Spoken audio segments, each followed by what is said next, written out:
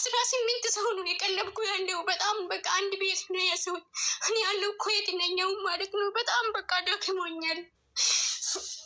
እኔ አሁን 13 ዓመቴ ነው አረብ ሀገር። እኔ እውነት በጣም በቃ ከአቅሜ በላይ ሆኜ እናንተ አቅሞኛ ተስፋዬ አጣው። በቃ ይሄ ሁሉ የለፋውበትን ብሬን አጣው። የሚያገሰኝ ሰው አጣው። በቃ ግራ ገብቶኛል። እኔ አሁን አንደኛ መሞቴን እግዚአብሔር ምን ሰርቼ ነው የነበርኩበት ሪሌሽን ስለነበረ ባመንኩት እንደዛ ስለተደረግኩኝ ትፈራለህ።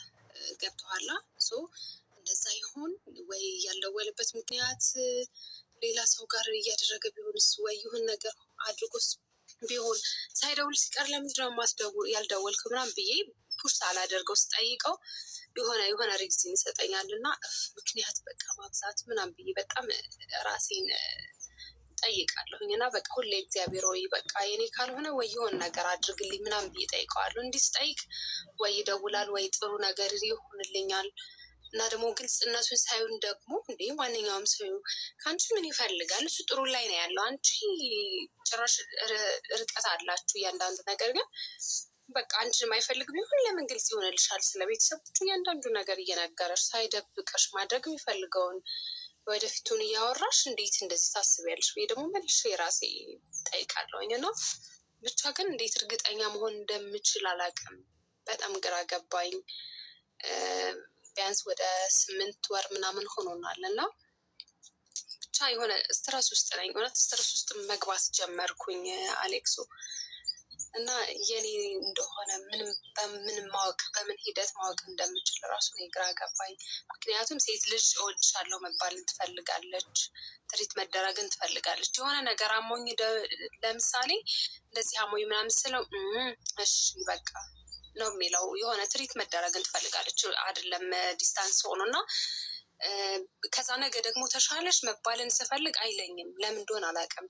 ወይ በቃ ናፍቀኸኛል ወይም ደግሞ እወድሃለሁ ምናምን ነገር ስለው እሺ ነው የሚለኝ እና ትላንትና ላይ በጣም በቃ ከዛ ናፍቀኸኛል እወድሃለሁ አልኩትኝ እና ከዛ እሺ አለኝ እና ግን ባህሪህ እንደዚህ ነው ስለው እንዴት አለኝ። በቃ እንደዚህ ከሌለስና ሴት ልጅ ነው መባልን እንፈልጋለሁ ግን ብዙም ጠብቂም አይደለም ማለት ሲኖርብህ ብቻ ስታምን ራስህን ብቻ ትለኛለህ።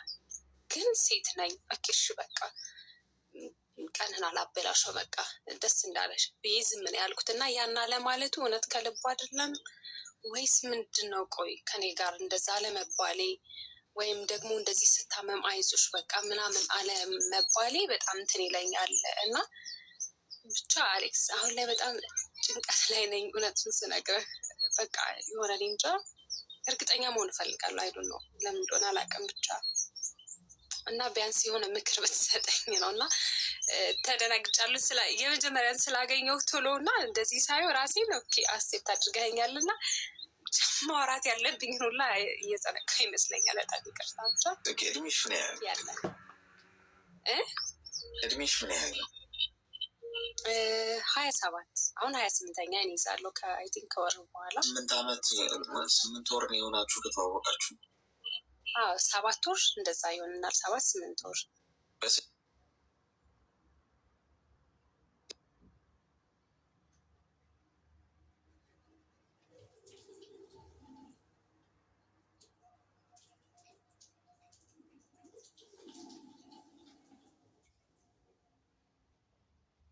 ደግሞ እንደዚህ 9 ሰዓት 1 ሰዓት የሚጨመርና የሚቀነሳላቸው እና እነሱ በየወራቶች ልዩነት ቀን ላይ ሲሆን ደግሞ በእኛ 9 ሰዓት ወይ 8 ሰዓት ከደወለ ከ8 ሰዓት እስከ 9 ሰዓት እስከሚሆን ድረስ ብቻ ወደ ስራ በሚገባበት ሰዓት ዴይሊ ሁሌ እናወራለን። ከሆነ ጊዜ በኋላ አንዳንድ ቀን አይደውልም። ያን ቀን ጠብቃለሁ። ለምሳሌ ዛሬ ጠዋት እንትን አልተገናኘንም፣ ትላንት እንደዚሁ አልተገናኘንም ነው እንዴ ምን ሆኖ ነው ያልደወለው ምናምን ብዬ እጠብቃለሁ። ለምን ሳትደውል ምናምን ነገር ብዬ በሰላም ነው ምን ሆነ ነው ምናምን ብዬ ስለው አይ እንደዚህ ተፈጥሮ እንደዚህ ሆኖ ይለኛል። እንደዚህ ሆኖ ነበረ በቃ እሺ ይላል።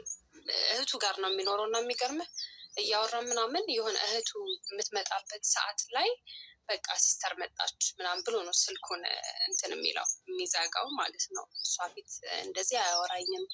ብቻ እዛ ያለው ጓደኛው ጋር አብሮት ከሚኖረው ጓደኛው ጋር ያው ቤስት ባይሆንም ብቻ ግን ከእሱ ጋር አስተዋውቆኛል። ኖርማሊ ስለ እኔ አውርቶታል ምናምን። ሌላ ግን በሱ በኩል የማውቀው ነገር የለኝም። አይ ቲንክ በእኔንም እንደዛም የለም። ግን በሱ የማውቀው እሱን ጓደኛውን ነው በስልክ ያስተዋውቀኝ። ስለ አንቺ ያወራኛል ምናምን ይላል ጓደኛው እንጂ ሌላ እንትን የለንም። ብቻ ግን እህቱ ጋር እንደዚህ ስትመጣቸው በቃ ሲስተር መጣች እንደዚህ። ግን በቃ እንዳልኩ በጣም ግልጽ ነው። ስለ ቤተሰቦች ዲቴል ይነግረኛል። መጥፎም ይሁን ጥሩም፣ ወይ ሊሰራ ያሰበውን ማድረግ የፈለገውን እንደዚህ ባደርግ ሀሳብ ሼር ያደርገኛል። ያ ነገር ነው ኦኬ ከኔ ጋር ነው እንዴ እርግጠኛ ነው ምናምን ብዬ እንዳስብ ያደረገኝ እንጂ ሌላ ምንም ነገር የለም። እሺ እስቲ ሚዩት አድርጊና አዳምጪኝ። አንደኛ በፌስቡክ ነው የምታወቂው፣ ይሰመርበት። ምንም ላይ ተዋወቂው፣ እሱ አይደለም ፖይንቱ። ግን ፌስቡክ ላይ አብዛኛው ሴት መጥተው የሚጠብሱ ወንዶች ወይ ከሚስታቸው ሲጣሉ ነው፣ ወይ ከፍቅረኛቸው ጋር ትንሽ መጎረባበጡ ሲገቡ ነው። ከዚያ ይዘሉ ወንዶች በርቀት አናፈቅርም ብዬ ነግሬያችኋለሁ። አናፈቅርም በቃ። ይህንን ሄዳችሁ ህይወታችሁ ላይ ተተግብሮ ከምትማሩት መማር ይቻላል። ከብዙ ልጆች እዚህ ቤት ቁጭ ብለሽ የምትሰሚ ከሆነ ብዙ ነገር እየሰማሽ ነው ብዬ አስባለሁ። ፌስቡክ ላይ የተዋወቅሽው፣ ስለዚህ ፌስቡክ ላይ ከሰዎች ጋር በተለያየ አይነት ጉዳይ ትተዋወቂያለሽ። ግን ልብሽን አሳልፈሽ ሰተሽ አምነሽ የሚልሽን ነገር በሙሉ እና አንድ ሰው ስለ ቤተሰቡ ስለነገረሽ፣ ያረጋ ሰውን በግልጽ ስለነገረሽ የእውነት ያፈቅርሻል ማለት ነው። እንደዛ ነው ትልምድኝ።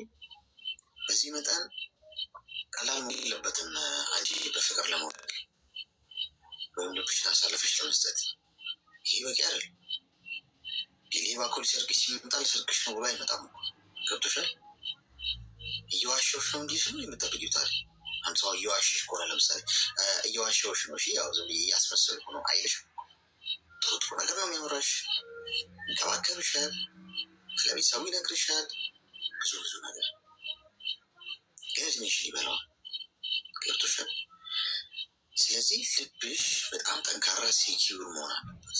ከሰው ጋር ተግባቢ እኮ አይደለም። ፌስቡክ ላይ ተዋወቅሽ ምንም ላይ ተግባቢ፣ ሀሳብ ተለዋወጪ፣ ችግር የለውም። ሶሻል ላይፍ ይኖርሽ። ግን ፍቅር ብለሽ አምነሽ አንቺም ተደግፈሽ ዋለች የሆነ ሰዓት ቢያዳልጠው የሆነ ነገር ብትሰሚ ስለሱ ልታብጂ ነው ማለት ነው። ቀንሽ ሊበላሽ፣ ህይወትሽ ሊበላሽ። ስለዚህ ረጋ አርጊው። ኳስ በመሬት የመጀመሪያው ፖይንቱ ምንድነው? ስለሱ ምንም አታውቂም። ይህን ማወቅ አለብሽ። ምክንያቱም በሶሻል ሚዲያ ሰዎች ሲያወሯችሁ ማወቅ የምትፈልጉትን ነው የሚነግሯችሁ እንጂ እውነቱን አይደለም። ማን እውነት የሚናገራል? ገብቶሻል? ማወቅ እሱ እንድታውቂ እንድታምኚ የሚፈልገው ነው የሚነግርሽ። ስለዚህ ተረጋጊ። ከዚህ በፊት የፍቅር ህይወትሽ ላይ የሆነ የትዳር ህይወትሽ ላይ ስንጀምሪ ቅድም ነግረሽኛል፣ ተጎድተሻል። እስከ እንዳይም መጎዳት የለብሽ። አንዴ እኮ ልትጎዱ ትችላላችሁ፣ አንዴ ልትታለሉ ትችላላችሁ፣ አንዴ ልትሸወዱ ትችላላችሁ። ሁለተኛ ጊዜ ተሸወዳችሁ፣ ሁለተኛ ጊዜ ትታልላችሁ ማለት ጥፋቱ የእናንተ። ምክንያቱም ካለፈው ስህተት መማር አለብኝ። አንድ ሰው ቺት አድርጎብሽ ነው አለ ከዚህ ቀደም የነበረው ፍቅረኛሽ ነግረሽ ያ ኦኬ በቃ አክሲደንት ነው ተፈጠረ፣ አታውቂም። በዛ ሰዓት ማስተዋሉ ላይ ነው ይችላል። አሁን ግን ኤክስፒሪየንሱ አለሽ የመጎዳት። ስለዚህ ህይወትሽ ውስጥ ሰው ሲገባ በደንብ አይተሽ በአካል አውቀሽው ስለሱ ገብቶሽ በደንብ አመዛዝነሽ 10 ጊዜ ለክተሽ ነው እንጂ ህይወትሽን ድንድና ተደላለሽ በቃ ሰው ባገባው ቢያገባኝ ባህሪ ቢሆን ብለሽ መደምደም ያለብሽ በርቀት 8 ወር በስልክ ስላወራችሁ እንደዚህ መሆን የለብሽ። ምክንያቱም አንቺ ደወልሽ እንደው የምትጨቀጭቅ ምነው ለምን አልደወልክም፣ ምነው ለምን እንትን አላልክም። ገብቶሻል?